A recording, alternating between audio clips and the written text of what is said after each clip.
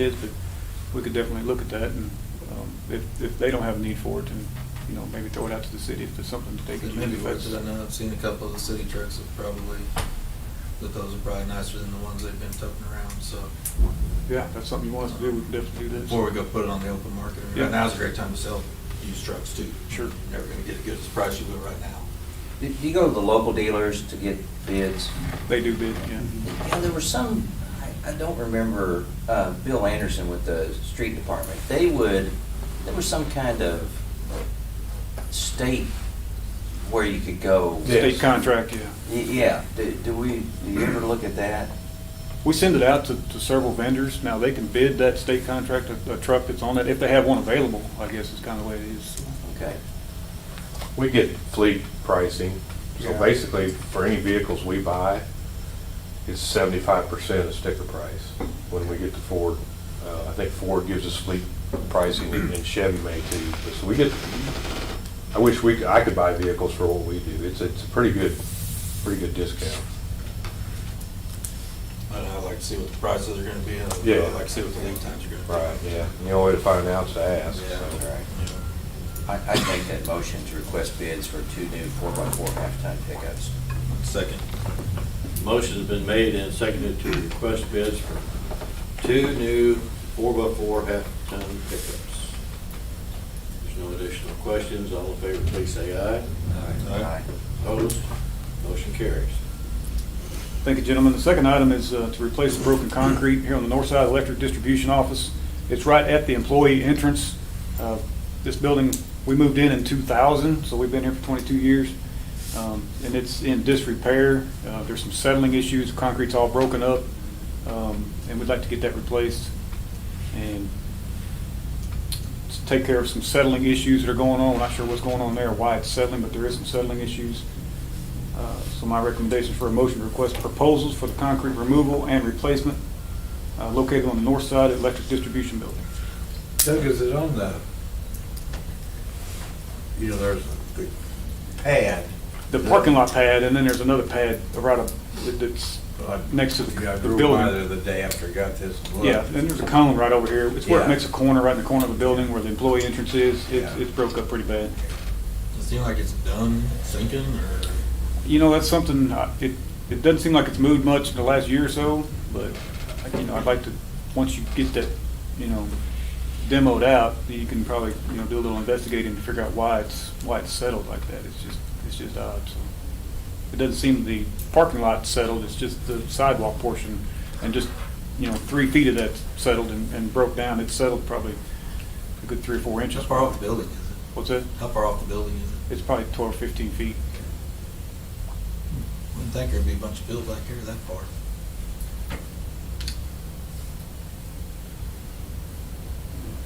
When'd you budget this? What's that? Is this recently budgeted, or? Well, the end of last fall for, we're going to So put the prices budget together. should be pretty close. I don't know how much rebar. What is concrete? I don't know. 140 a yard, I Yeah, think. I think was we- the last I think I we heard. give $124 a year. I'll start asking for frame prices. Yeah, yeah. I know a lot of contractors are getting their projects scheduled for the summer and, you know, try to get on the books to get that done this year, hopefully. Yeah, what do you think? I'd look at it too. It's kind of an L shape. Yeah, isn't right it? inside that corner right here. And are you doing the whole L shape, or, Yeah, okay? Yeah. Because there's some Both transformers sides. back there. yeah, not all the way out, I'd say 20 or 30 feet each direction, and then take care of that settling port right out here. Okay. Go down, it needs it, is it, Chuck? Yeah, it's busted up. I'd make a motion to request proposals for concrete removal and replacement located on the north side of the electric distribution building. Second.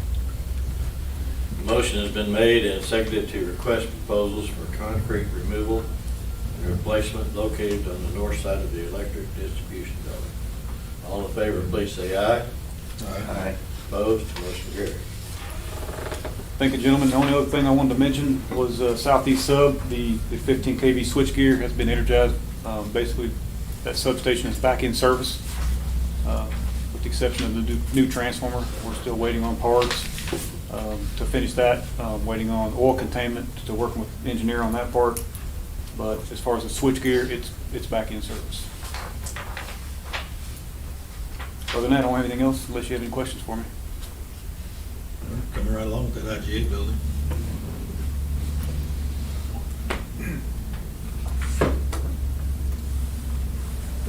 Anything else for Doug? No, thank you, Doug. Travis, good morning. Morning. I do have one action item. It's for the well maintenance and treatment. It is a budgeted item, which we treat 5 wells and then pull 2 of those, the pumps and everything for inspection and repair as needed.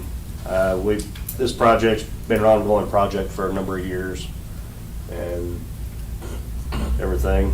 And proposals were opened on the 7th and we got 3 back.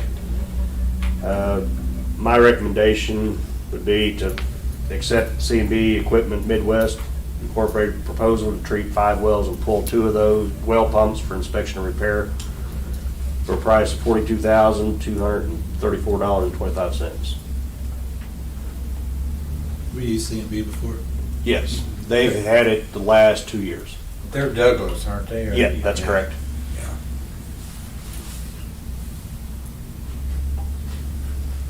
Seems like they've been doing a good job, and this has helped our wells.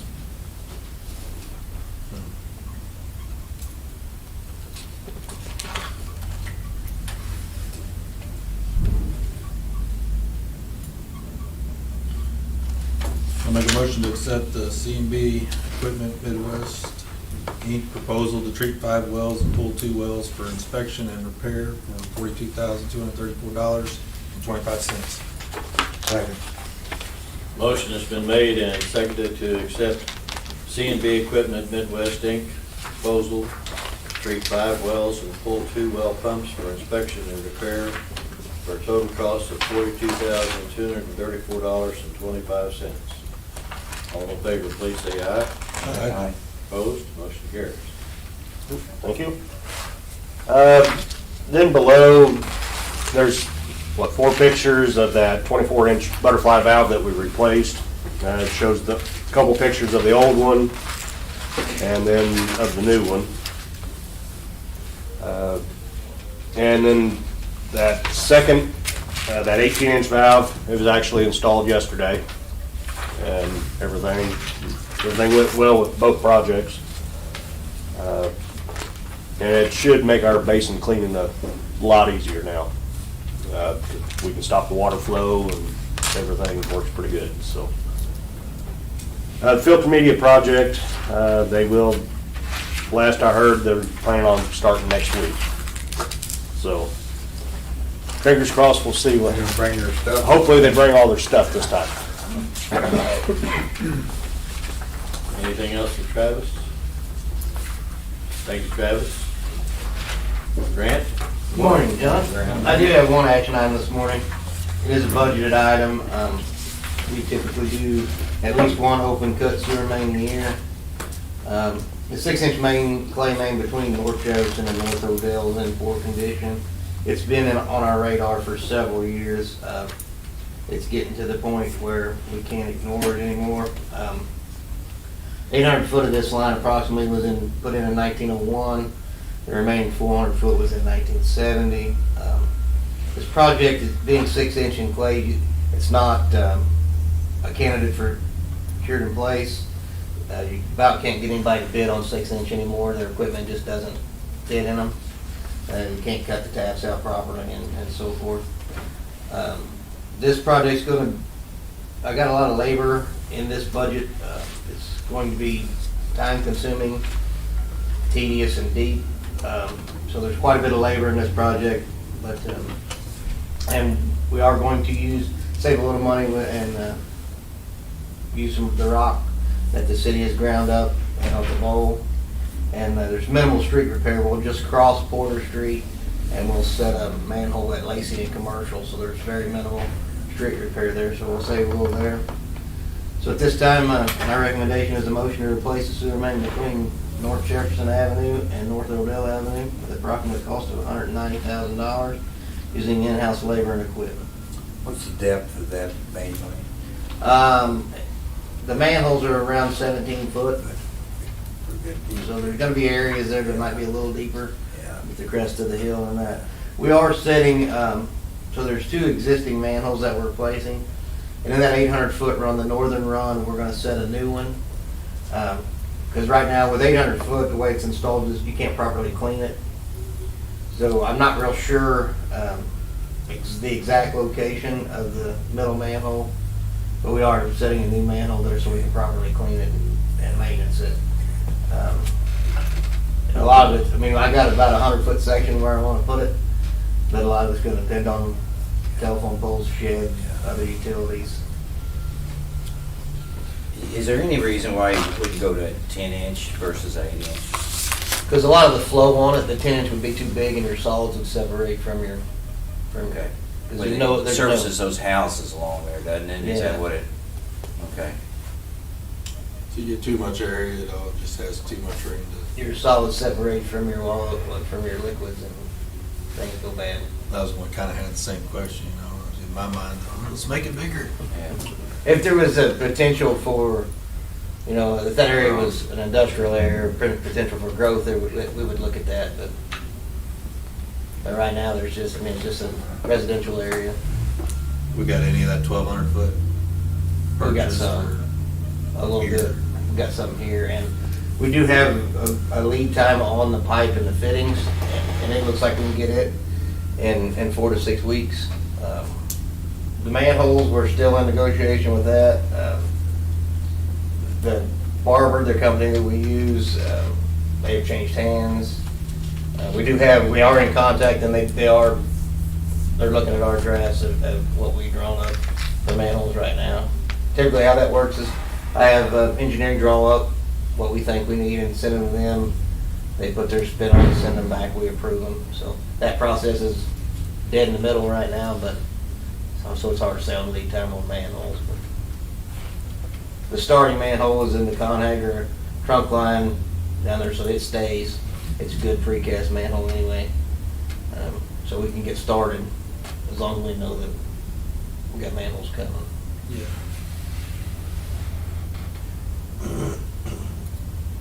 And on the street cuts, the streets that you're crossing, are those asphalt or the concrete? They're asphalt, but I've spoke with Bill. Actually, the Lacing Commercial is concrete. We're gonna go ahead and we're gonna pave our concrete those back. Both of them? Yeah, we've already discussed that with Bill. And we're backfilling with rock. We're backfilling with that rock from the bowl. Perfect.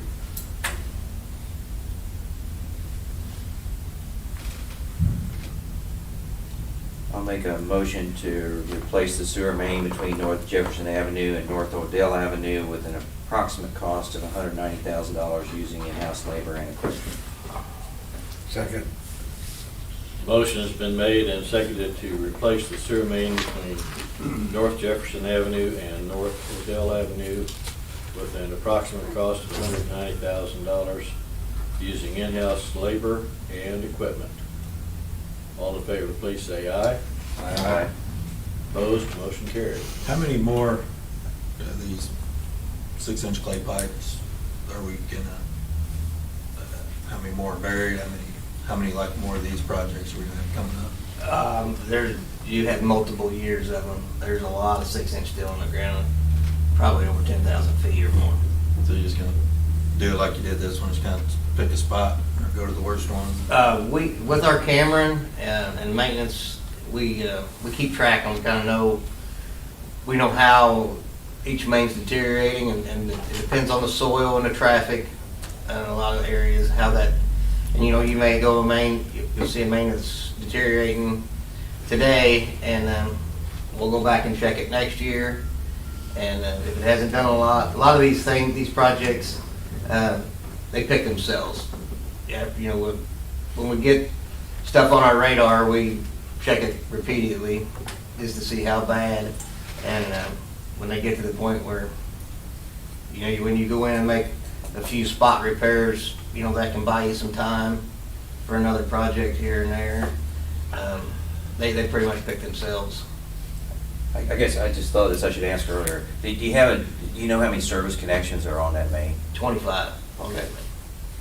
Okay, you got it there, yeah. All right, thank you. The only other thing I would like to add is we're finalizing the draft of the capacity management operation and maintenance plan. They call that the CMOM. DNR, it's not a regulation, but DNR's recommended this program for several years. And what that is basically an owner supervised plan for the collection system. And kind of looking into it this winter, it looks to be like an amazing tool to kind of figure out your capital projects on the collection side, get some stuff down. We've basically been following this plan with nothing on paper, nothing hard on their program. So after reading about it, I thought it was a really good tool, and we would go ahead and get started on that. And then if DNR ever made it a regulation, we would be ahead of the game. So we've been kind of working on that hot and heavy, so we can get that nailed down. And it really helped budgeting capital projects in the future, I do believe. Other than that, that's all I got, unless the board has any questions. Anything else? Marshall Parks and Recreation, what was the backflow problem? So there's a backflow preventer on the line on one there in that little white hut. Okay. And I guess it's been 2 years ago now, their heat lamp went out and it froze and busted. So they bought a new one, and they had trouble with this new one. It kept dumping, it kept spitting off. It was basically doing its job, but for some reason they couldn't keep it from spitting off and operating. And there was some discrepancy on why I thought it was doing it and why the vendor thought it was doing it. So I met with the vendor and Tim out there, and we got it sorted out. Sorted out, good. Anything else for Grant? Thank you, Grant. Megan, good morning. Morning, Dave. Morning. We have one action item for you this morning concerning taking applications for a dispatch operator in electric production. We're just trying to be a little proactive with succession planning with this. We've currently got 8 dispatch operators. One of those folks is going to be eligible for retirement in a few months. Also in that department, we've got a manager and a maintenance position that are already eligible for retirement. Another maintenance area upcoming later this year that will be eligible for retirement. We don't know the exact plans that all those folks have, but the dispatch operator is a little bit unique in that once they're adequately trained, which takes some time, they work a solo shift, so they don't have other team members there with them to, kind of help somebody with that on-the-job training. They've got to get ready and get in that solo shift and know how operationally to respond when it's necessary. So due to the time it takes to recruit, train that skilled labor, we'd like to go ahead and advertise for a dispatch operator. And then down the road, the first retirement or transfer or promotion of a dispatch operator, then we would not fill that, since we're addressing that need now if this passes. So got a recommendation there to approve accepting applications for one dispatch operator position. As hard as it is to find help right now, I think you better start looking.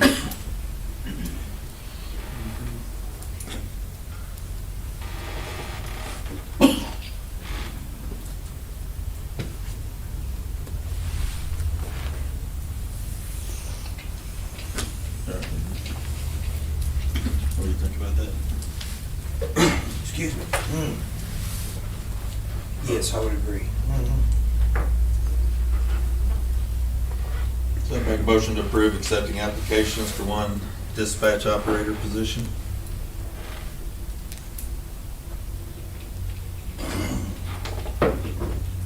I'll second that motion. Motion has been made and seconded to approve accepting applications for one dispatch operator position. Any additional questions? If not, all in favor, please say aye. Aye. Opposed? Motion carries. Thank you, gentlemen. Only other quick notes from your packet would be, do want to congratulate Administrative Services. They reached 1 year with no recordable injuries. And on the wage and benefit review, that is getting closer to completion, so should have that information to the board soon. Other than that, I'd be happy to answer any questions. How many responded on that? 22 responded. There's another 22 that I was able to, just through publicly available records and previous responses, get data to match. So That's pretty good. So we got a total of 44 that will have Pretty the good results. results. Yeah.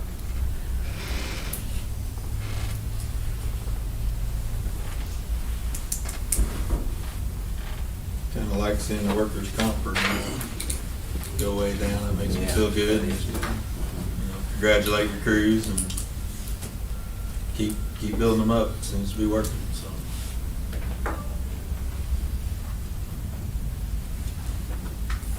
Anything else for Megan? Thank you, Megan. Nolan, good morning. The construction crew was on site Monday. They laid down some gravel for where the job trailers are going and started building that new road down the hill. Yesterday, they did start trying to break up the concrete on the existing pad that was there. They broke the hydraulic hose on their jackhammer, but they're supposed to have another machine and that one fixed today, so it started. It does, after talking with Kevin yesterday, the change in the mixers, they did a computational flow diagram.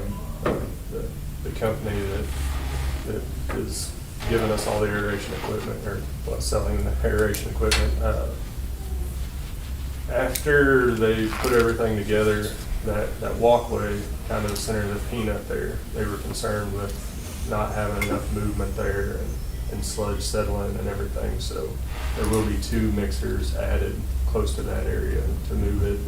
It's, talking with Kevin, it was something that they had overlooked, so it won't be a change, a money change for us or anything. That will be something they take care of, but that's what they feel comfortable with. And so that's been the biggest change thus far.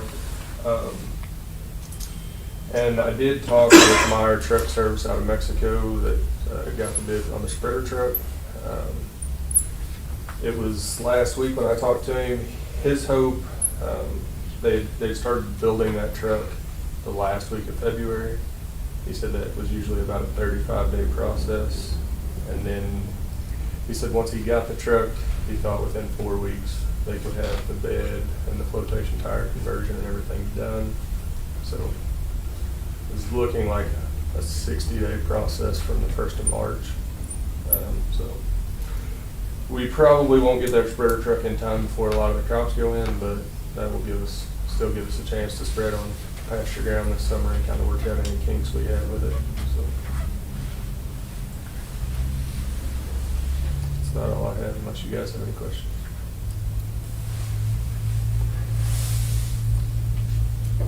Got all your mowers ready?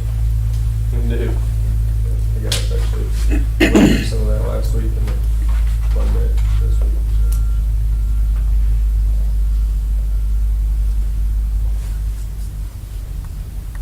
Anything else for Nolan? Thank you, Nolan. Jim, good morning. Morning. Not a whole lot to add. We've been busy splicing and pulling a little bit more fiber and catching up on some installs. Had a few days of dry enough weather, so trying to catch up a little bit. We get hopefully about 3 off our list this week. And then we got rain tomorrow and a couple, 2 or 3 days next week, so it kind of slows down again. But not a whole lot else to add, unless you have any questions. Coleman is planning on starting, I think he moved his equipment yesterday up north to where he's starting up there, so I'm not sure if he's gonna start before the rain, but he's got the bookings called in and he'll be starting back up here first week. Where's the next area you're going? He's basically starting up at the water plant, the road across the highway from the water plant going south there, It'll come back down 65 to get Finch, and then farther down 65 we'll get 240th, and that'll finish everything on the north side of town. Then it'll jump down south and do probably Drake Road and 195th, and then WW, kind of what we're looking at. We've got permits for the highway crossing there at the gas pumps there on South 65 and 195th, and we'll start working on getting permits for WW here shortly. State highway permits.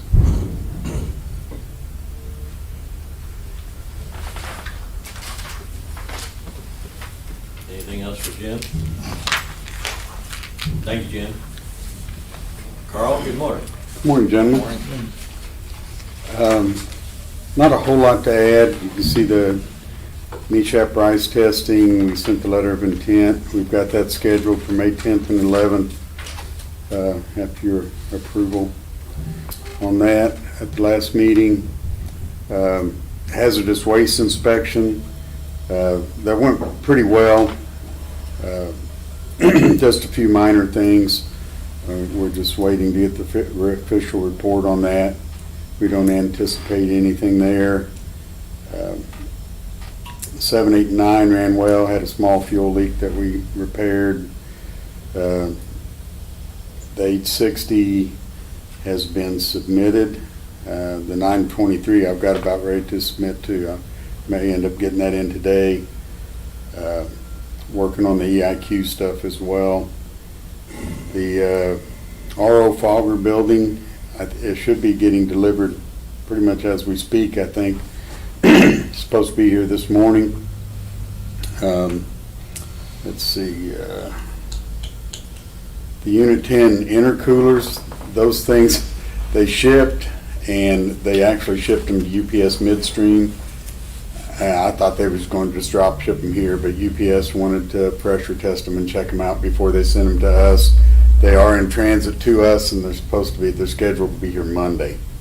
So next week we should be able to hopefully get those put in. That's been kind of a long process. There were a couple questions on deviating on our policy. I've been asked this a couple times, if we ran about the fine and that kind of thing.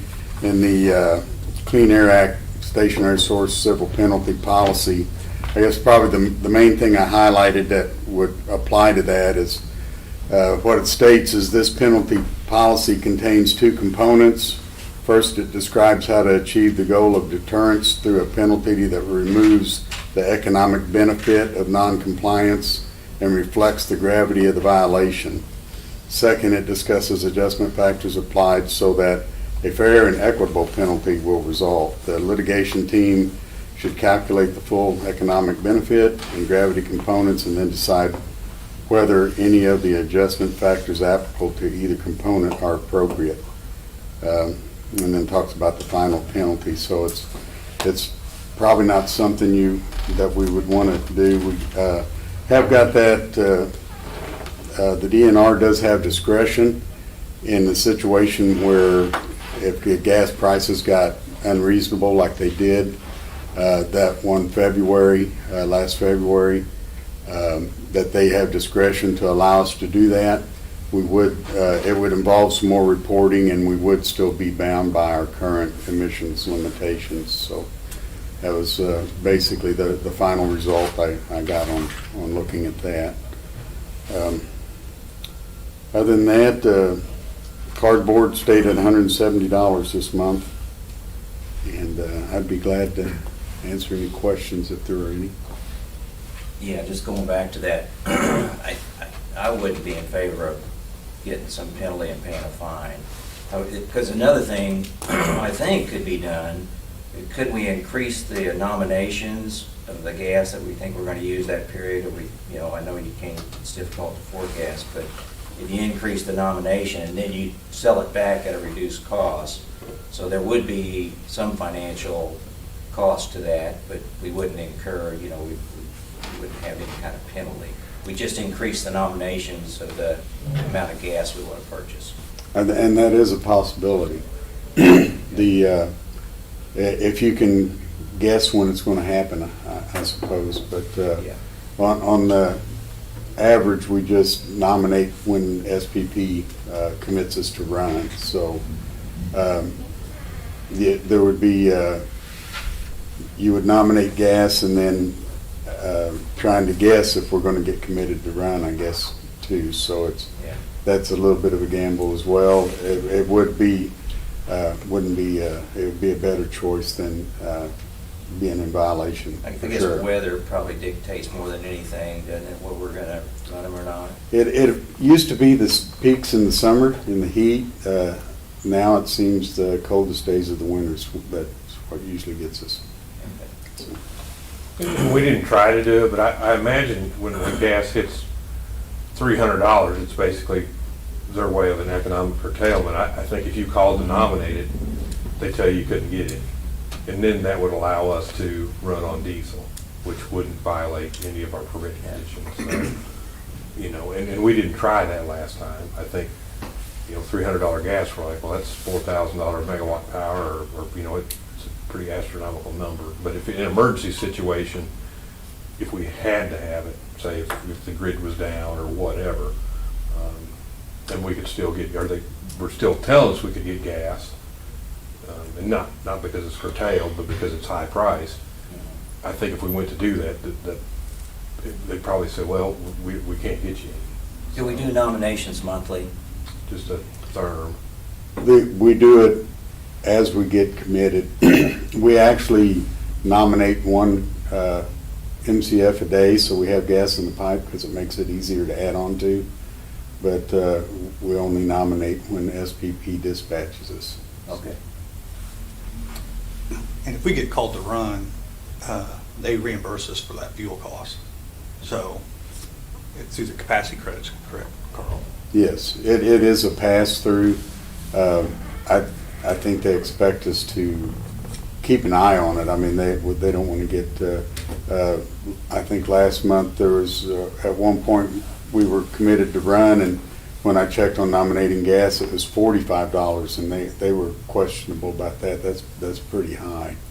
And so we ended up, the marketer called me back and said, I can get it for you for $7. So then that kind of solved that problem. But they expect us to still, you know, be good stewards over then not just burn anything. So. Well, in saying that the pool pays for the fuel, so as a member of the pool, we do, we did, that cost does come back to some degree, because it adds to our wholesale power cost, because that's part of that cost. Yeah, I wouldn't be in favor of violating a penalty and incurring some DNR or, you know, some regulatory fine. It was just a thought that, you know, was mentioned, and I just was following up on it. I don't think what we were ever trying thought about actually doing it, but we're just looking at that option. we kind of wanted to know the answer to the question before that situation occurred, and I think we have that now, and we know we don't want to send Carl to jail. Speak for yourself. So we get the call from SPP if we're gonna go, if they want us online, not MOPEP. Is that right? The SPP contacts MOPEP, and Contacts MOPEP MOPEP. will contact us, and that's, you know, a lot of times they'll call me at 2:00 in the morning, and there is no way to nominate gas that time of night, so sometimes we'll get in a situation where we may burn a few hours of gas that aren't nominated. I wouldn't be able to nominate it until the gas day runs from 0900 to 0900, but And we're kind of talking to the schedulers down there and part of MOPEP. I think Higginsville has the same concern is, you know, you get dispatched on gas when the markets aren't open. And so there's some discussion about maybe having MOPEP nominate gas. If they're dispatching the units, then, you know, it might be easier to, because they already have to nominate gas for some of the pool-owned units. So we don't, you know, there's some discussion there as well that may help out. So it just doesn't, and Carl's repeated it to me a bunch of times, you know, the gas day doesn't match. I mean, there's no coordination between when you need to generate and when you can or can't nominate gas. It's just, and I don't know if MOPEP could do it any better, that group can, but we're looking into it. The generation days run midnight to midnight, and gas days run 0900 to 0900, so. Does make it a little difficult in some situations. And with the winter weather, usually 2 o'clock in the mornings when, you know, everybody that's using electric heat, that's usually when his phone rings. It's not. Yeah, when it's the coldest, yeah. It's market driven. Yeah. It doesn't care what our sleeping hours are or what the gas market is. It's based on electric load and the markets. And his group does a really good job of responding when we get requests. So, as Jeff said, we've been dealing with that some. I had asked previous directors, how did you do that? And they said, oh, we always got day ahead notice when we were going to generate. I thought, well, that'd be nice. But we're not afforded that anymore. We've got 2 hours at the most, sometimes only an hour, so. Thank you. Yes, sir. Earl, the fencing around the Benton property, you got to mature. What kind of fence are we putting in around that? The same as around the rest of the property. It'd be a 6-foot chain link with 3 strands of barbed wire. Okay. We had enough fence to do that, so we were just getting the posts and stuff, and our guys are going to do that ourselves and use some of the materials. Use material that's in the back of the building where you can't really see it that well, and I think it'd be more than sufficient.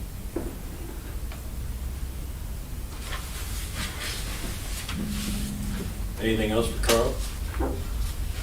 Thank you, Carl. Thank you. Tony? Morning. Morning. I don't have too much in there, just, we did receive a payment schedule from Burns McDonald, so we included that. And other than that, just kind of working on training software. If you guys have any questions, I've had, to date, we've spent roughly $2,023,000 down there on that project. We had some $575,000 of engineering, which they don't have in this number here. So the bills are gonna start coming in here. Pretty heavy on the front end too, Yeah. when you get a lot of your equipment deliveries.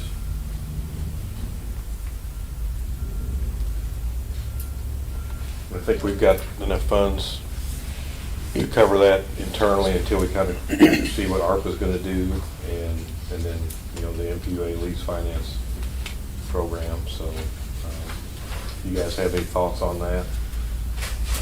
That's kind of why we put the payment schedule in here. I know Ken had mentioned at one point, you know, trying to finance all of it in-house until we knew, you know, what was going on, so. As far as I know, I think that's still, I know that's what we talked about. Okay. That's what we kind of. We have a $5 million investment that matures in May. So I think the plan is just to cash that out and use that to get us through until we figure out ARPA. And then, once we know on that, then we'll know what next step to take. We're still kind of working on our reserve levels and stuff. I know it's. Yeah. I know you haven't had time to. Yeah, my goal is to start working on that pretty heavy here in the next week or so, try to get that going. How's your conversion? Growing pains. It's good. I mean, it's trying to get the warehouse trained and lays up front. We're still they're doing good. We're almost there. So just working out some of that. There was a 2-week gap, but we were kind of in between systems. So it was cleaned up from that, making sure our inventory's right, make sure everybody's getting paid that's supposed to get paid. It seems like once all this gets, once you kind of get over that curve, it's going to work really well for you. Once I get them settled in, then the billing portion starts, so. Yeah, he's not done yet. We're gonna put a cot in his office. He's been living out of it for the last Yeah. 2 or 3 weeks. It's really smooth, the software's smooth, seamless, it's just learning it, you know, so. There's a lot of layers to that sucker too. Yeah, yeah. So we're still looking at Go on time of use here, summertime. Yeah. Yeah, we were kind of talking about that the other day. when, Mhm. Yeah, we'll bring some ideas forward to you guys and kind of get some direction on what you'd like to see. I mean, we may, wanted to kind of do a pilot there where people volunteer, kind of get a handle on things instead of just kind of, I don't want to roll it out without giving it some kind of a trial period, just to make sure. I think we talked about running, say Ken's bill, for instance, on, because we've already got the data, every 15 minutes, what it's costing him now, if you take that same usage pattern and transfer over to what Toth is recommended for time use, how would that affect his bill? Would it be the same? Would it be higher?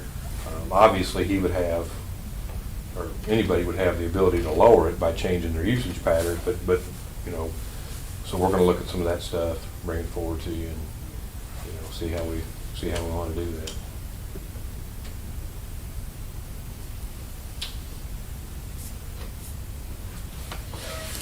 Anything else for Tony? Thank you, Tony. Yep, we're ready for you. Morning, gentlemen. Spencer, I've got your Saw that, thank you. color charts in there. And if you notice, it's a winter, you've got two peaks versus the summer. You've got one in the morning and then one later in the evening. They went to 6 coincident peaks if you look at the lower right hand there. And our peaks did coincide with the pool's peaks, January 21st, hour ending 8, and January 20th, hour ending 9. So that will set the winter portion of our peaks. Again, it was two winter, and then there's 4 summer peaks. So if you guys have a question on that, that's good information. Again, you can kind of see where that pricing's at. And I think Toth would build two pricing periods, was it in the summer and 2 in the winter, so there'd be a winter season and a summer season. And you can do it you can have as many time periods as you want, but I think 2 for simplicity, so they're kind of a blended rate or average of what those two time of use periods or market rates would be. But you can see what kind of sets those. Just a couple things to update on. Continued work with Burns McDonald on North Street, scope of work and plans. I think we did kind of work through using one of the generators we did get from the HAB Center. That dropped that initial price approximately $270,000. Still working on, I think, when we met and talked with Grant about not going to have that station completely off, they could knock a month of construction time off of what they calculated in the first estimate. So we don't have that yet, but we've got a meeting set up with them to kind of keep that moving forward. Just an update on the sanitary sewer flow study. We've got a kickoff meeting for next Thursday, so hopefully we'll get that started here pretty quick before it gets to raining too much. And that's about it. I'd be glad to answer any questions. I'm kind of curious, what's the status of the fueling station over on Bennett Street?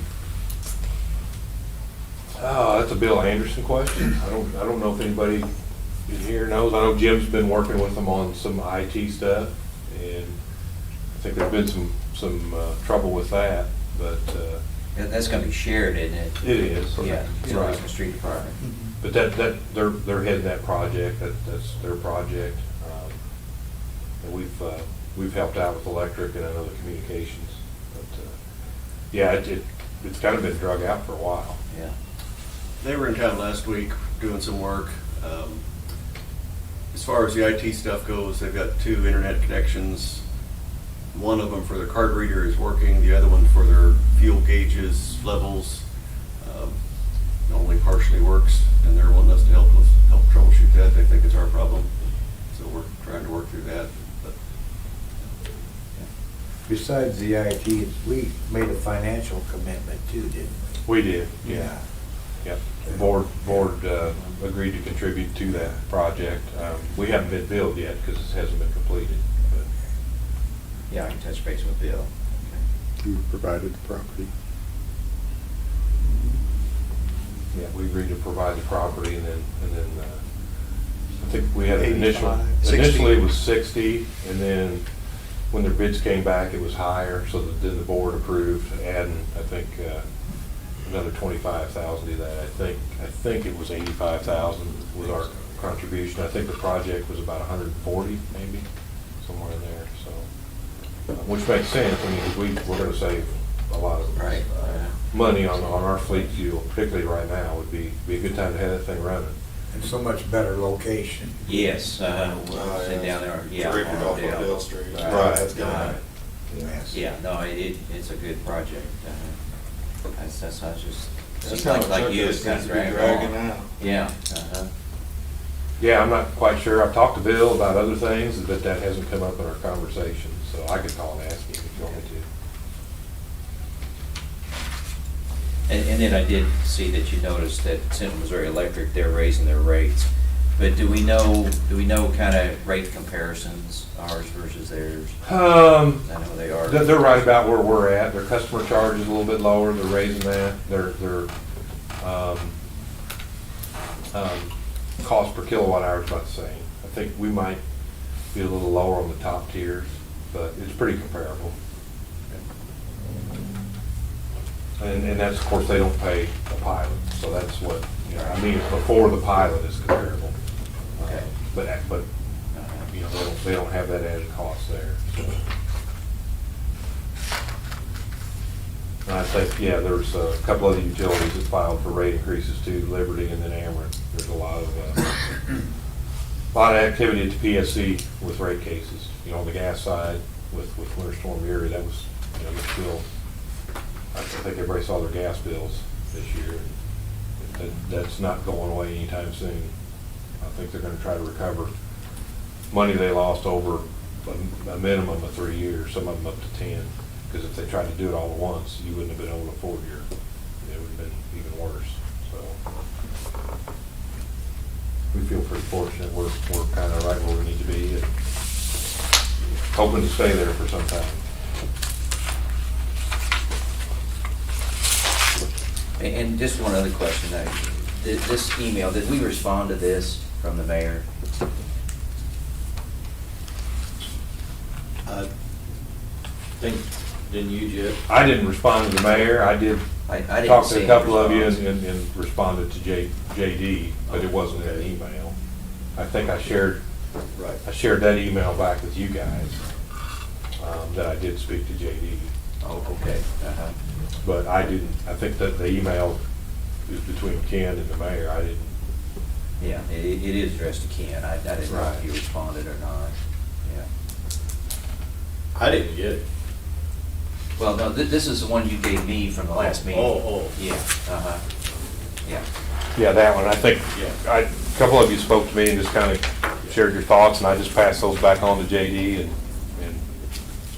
and then I think I copied you guys on what that response was.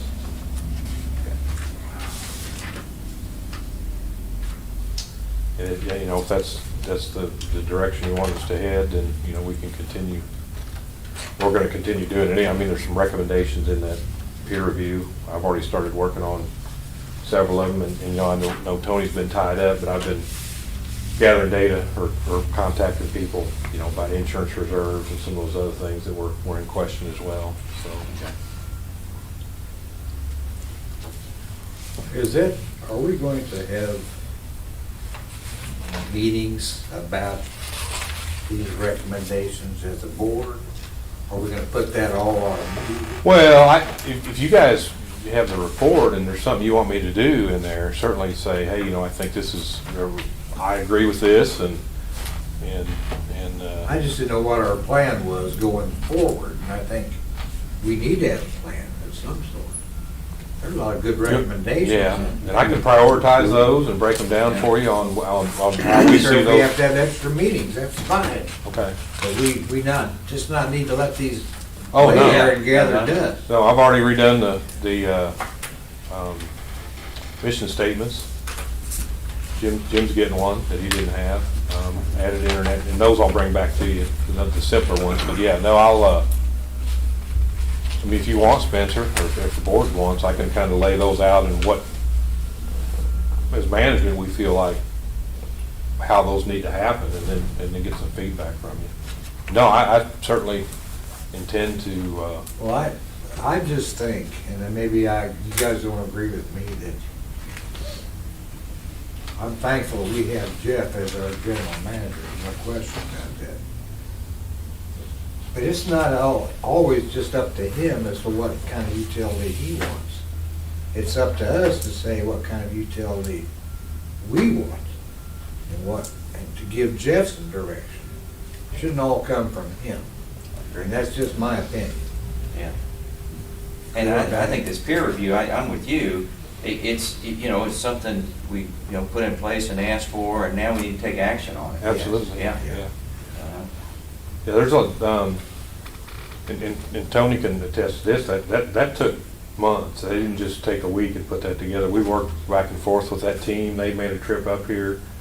A lot of very talented people were involved in that, and my goal in getting that was to make the utilities better.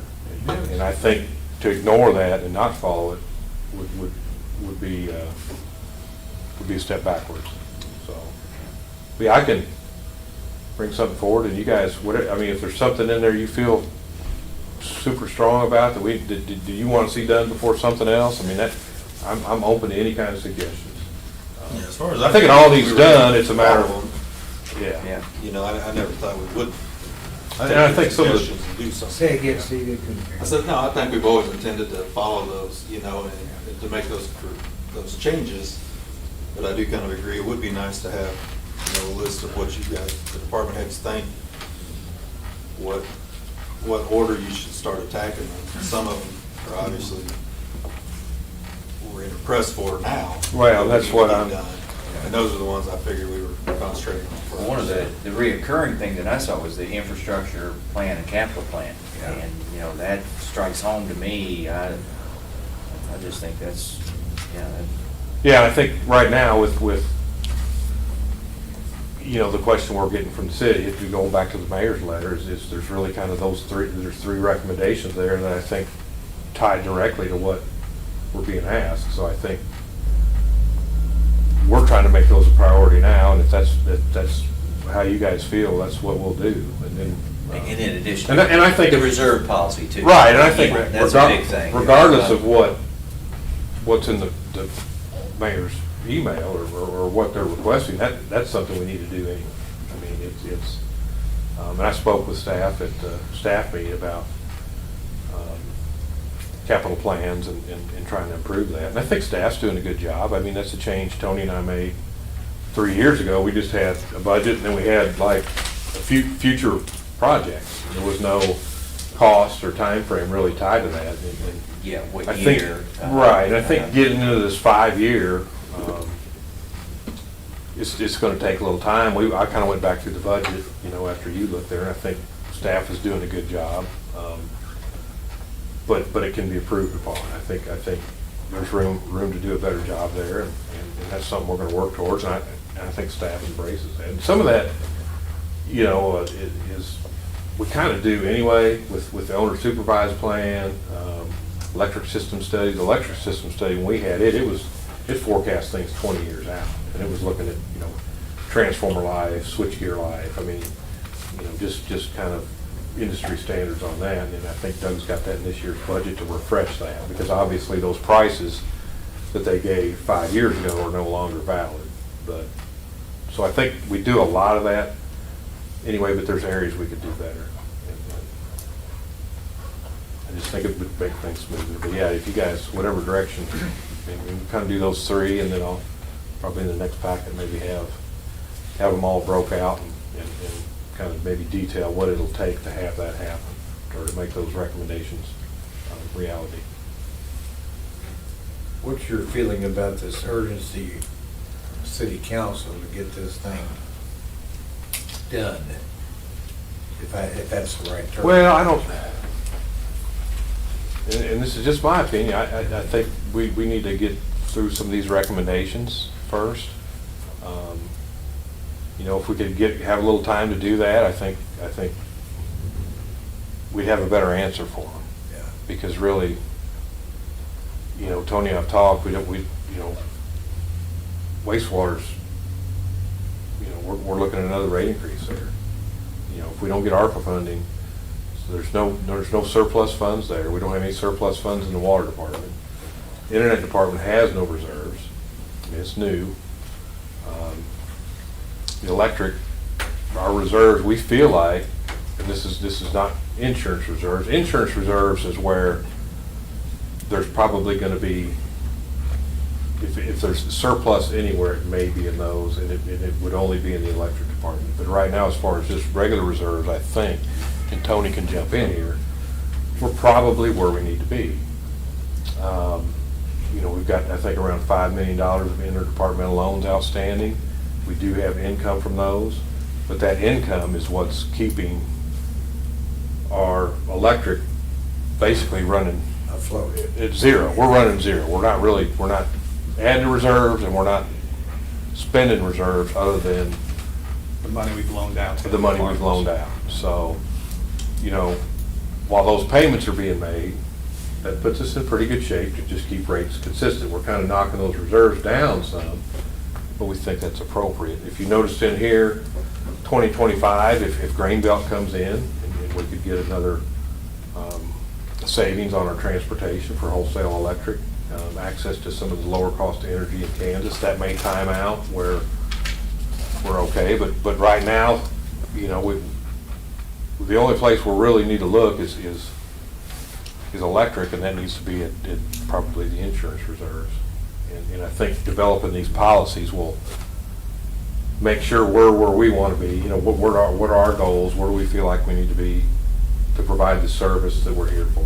And then, you know, if there's something we can work out aside from that, I think that's a sensible approach. I mean, I know you mentioned a hurry. Me personally, I would recommend we take the time and do it the right way. And the board, when that's done, you guys will have the information you need to make the decision, because ultimately it's your all's decision to make on what. I just don't know if they're gonna come back to us, you know, the council, and kind of, you know, where you at, we need to Oh, they're gonna be have ready to some. respond.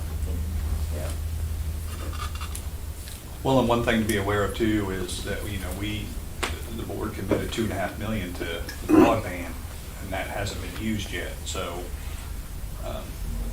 that's kind of lingering out there that we have to, when Jim starts second round, grant two, we got to have that not quite $2.5 million, but we have to have that money in a separate account ready to go.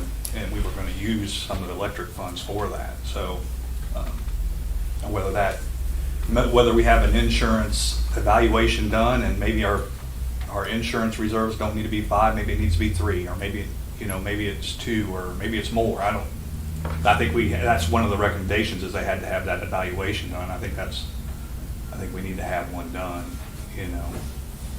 And that was one thing about the Carthage policy, you know, to look at it and see where we would be based on that policy. Right. Where we would need to be, and I think I'm like you, I think we're right there. More. Right, yeah. Yeah, and they don't have a separate insurance reserve. They're all the reserves are in that policy. It's accounted for in that policy. So, and that's what I think a lot of people don't have.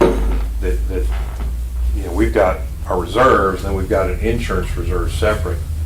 And I think a lot of that goes back to having the power plant. You know, we had a coal-fired power plant that required us to have that, and I think not having that, now we still have generation, and there's still some coverage we need there, but I think our boiler and machinery policy provides that Not as protection. much risk as it was before. Correct. Yeah. So we just need to look at all that, and I think there's a possibility we could, you know, set up some kind of economic development fund, or there could.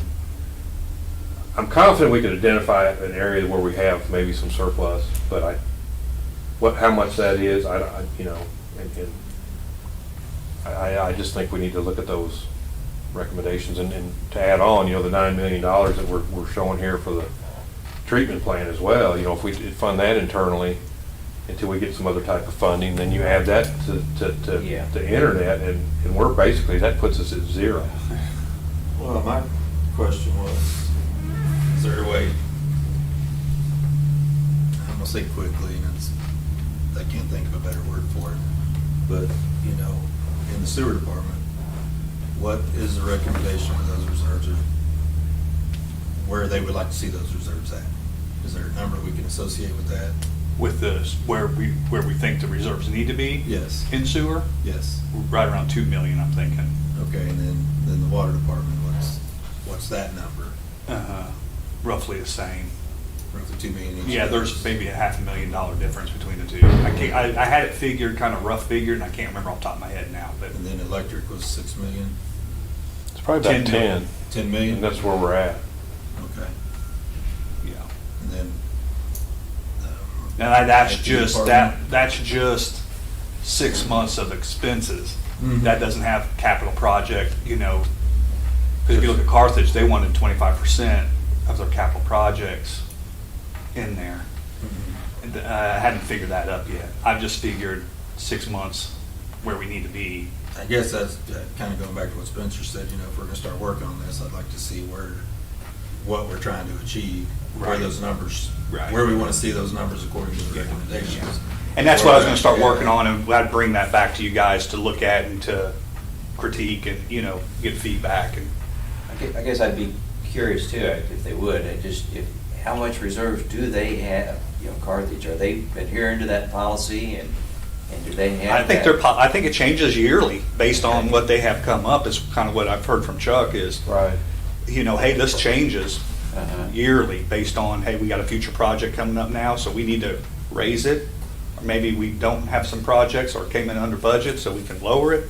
I think it's a moving number. It's not like it's just gonna be this number. So what they do is, they know they got a project coming up, they're gonna build up 25% before they start. They might raise the project. rates to cover it. Yeah. Yeah. Yeah, if you can't build that 25% up, with any other way, then rate increase could. And we still have a 7.5% discount going on right now. He's like, eventually we're gonna get where we're gonna have to. But he did mention too that, if your rates are where you think they are, and you do have a large capital project or something like that, you may start looking at cutting expenses Sure, too. yeah. Yeah, that's both sides. Mhm. Yeah. Yeah. Just like work comp, I think we do a pretty Right. good job. I don't know if you looked at Perfect. Yeah. the street lighting, moving from LED to LED street lights saved us about $100,000 a year in energy costs. So Yeah. everybody does a pretty good job. I know there's gonna be some operational savings at the wastewater treatment plant, on our aeration. I'm hoping, our utility bills will drop $100,000+ a year. We went ahead and spent a little bit more money on blowers and had Burns McDonald calculate the payback. I think up front it was like $70,000 more to get the screw type blowers instead of the positive displacement. But they said the payback was less than 2 years. So, those are, and just like, I think you did a tour of the North Street Pump Station, using the Hab Center generator, and we're always looking at ways to save. So, no, I think, Tony and I talked about moving forward on that too. So, and I can call Carthage and see what. Well, they don't have reserve levels generation are. too, so we have those, we set up those accounts to maintenance those units, And there's a certain portion of the utility you can't buy insurance for. Overhead poles and structures, but I think, other than that, I think we're pretty good on insurable items. I think we added these buildings out here. we did add these buildings out here, so. And with the power plant not being there, we just need to take a close look at those insurance reserves. And really, when we do this policy, it needs to be folded into probably one account versus having two. So, but that'll be all board, the board made a decision at some point to set that up, and that'll be your guys' decision, at some point. But I think if given the time to go through what we need to do, I think at the end of the day, you guys will have something to work with. when working with them, so. But I don't know what that's gonna be at this point. Yeah, but we need to find out. Right, yeah. I think there's some, we can obviously help, I think, but what that is and how that works, I don't know. I think we just need to keep communication open, Right. I think that'll help more than anything. Yeah, I think, I don't know, just let them know that we're working on something and Yeah. we feel like it's the right approach for us. And I think, when last time we met with them, everybody indicated, you guys did it, that you want to help in some way. And I think just going through this will tell us what that is. I think there's anybody here that doesn't want to help. No.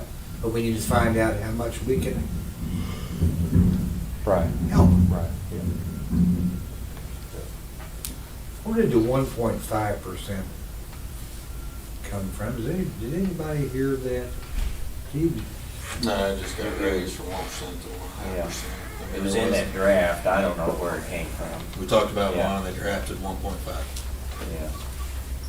I just didn't remember being talked about it. It wasn't talked about. Yeah, I'll compile some of that stuff, Okay. Spencer, and bring it back, and we'll continue working on. I would say my guess is the 0.5% admin fee. I'm just guessing. Yeah, that kind of makes sense, maybe. That's Uh-huh. what I immediately thought. Think so. Yeah. 1% from the Nevada. And then add 0.5% for that and then admin add fee. Yeah, probably right. Which, if you remember from the peer review, that's kind of all That's supposed to be What- covered in the pilot. the pilot's compromise, Yeah. kind of composes all that stuff.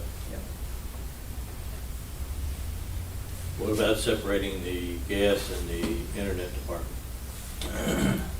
Internet we already have. The thing on that is, when we do the annual audit, since it was all investments from the electric side, they've all bundled that in. And we separate out, you'll see that in the financials, I separated out. But when they do the audit, they combine it all under electric. I have reached out to the auditors to tell them going forward, I do want the internet separated out to see. But I didn't tell them on the gas. I left the gas in electric. But we could sort it out. Yeah, there's just some things going on there that we may need to look at before we do anything like that. I think, they even talk about making its own department, then billing Carl's, or electric department, for transportation. And that would create another income stream versus, because right now the electric department owns that, so you're not going to charge yourself for transportation. But if you were to make it its own department, it needed another income stream. There's some other options or opportunities there that might trigger you to make that move. But, I don't, that's going to be a little bit more difficult than the internet. Internet's pretty cut and dried. I mean, we've already kind of it's been made its own department. It's paying back the electric department on that initial investment. Gas department's a little bit more complicated.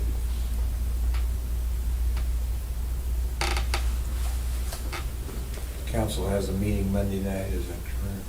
Yes. And we don't have any items for them. I'll attend, but there's no items for council approval. I'll be free Monday, I'll go. We don't have anything to present, though, do we? No, Yeah. no. Okay. I just wonder if they'll try to push this. I get an agenda if I get a council agenda, if I see something in there that relates to utilities, I can let you know. I can keep forwarding those to you guys if you want.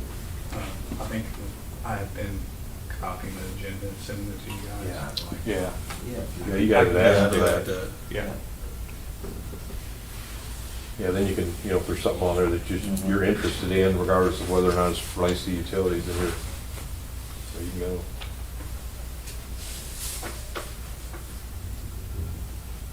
Anything else? Cash disbursements? Tony, you used to do such a good job of making sense. Some of the people like me.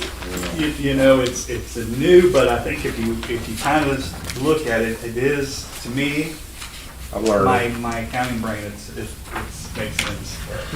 It's by vendor, so in alphabetical order. Yeah. It- Yeah. I will point out, and I know Jeff had the copy of the MOPET bill in there. If you go to page 10, 21 there, you'll see up there in the top how it's broken out, where we had what we made off Unit 6, 229, and then our total purchase power was 912,000. Yeah. And then our $38,000 for our capacity credit. So that's how it comes to that 644, which is on the MOPET bill.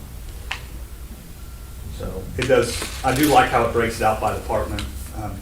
I haven't had much time to still play around in these reporting, so the thing I'm not frustrated, but I wish I could get is the payroll to show up in the report too, and not have to separate them out. But I haven't had a chance to reach out to Tyler to see if there's a way to do that or not, so.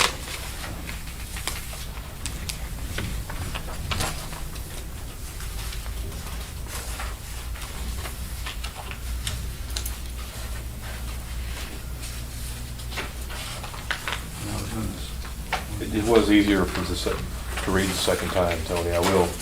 Did it get better? Yeah. I think there was, I'm trying to remember now where it was at. Oh, if you look on page 12, since we're kind of going through here. Not insurance for the $37,000, that's our boiler and machinery. We pay that twice a year, so. Okay. And then, there was another one in here I wanted to show you, now I can't remember where it's at. It was our loan payments. They show up in here too. Yeah, I saw those. Which it really wasn't defined in the old way. I mean, it was, but it wasn't. But I like the way it was kind of broken out in here. Now I can't find it. Should have highlighted it. I remember Oh, seeing it's it. on page 3.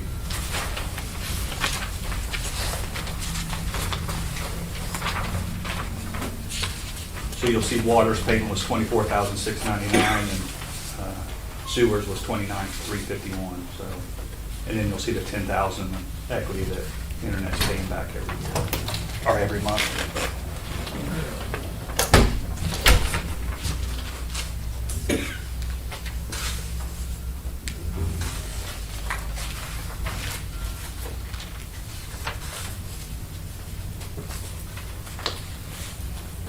And then the breakout of the utility bills, I like how it's broken out.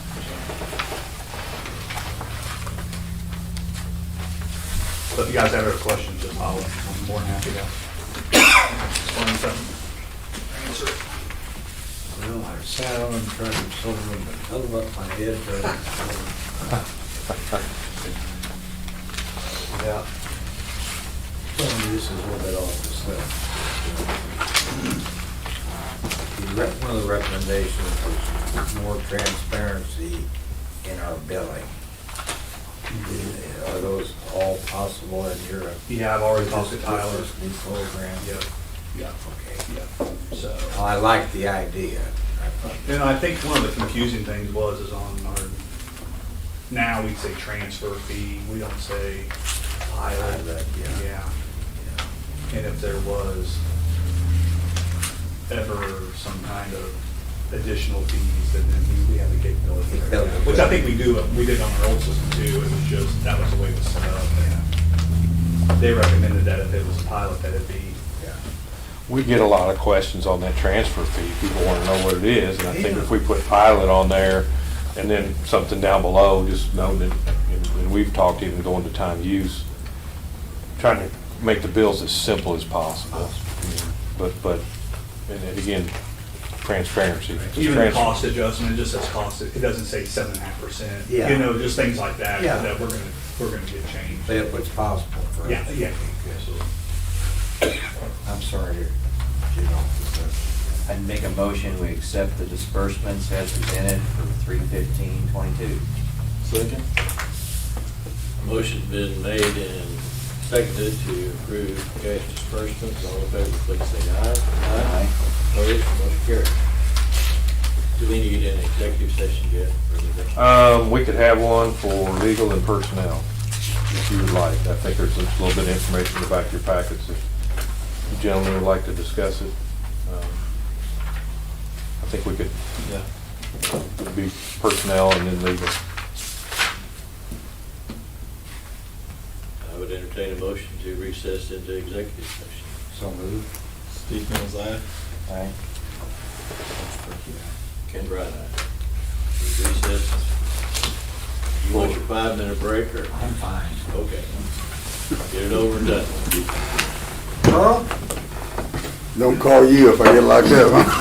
I won't waste my call. I'm not bringing you a salt. Baking the cake. Hey, Doug.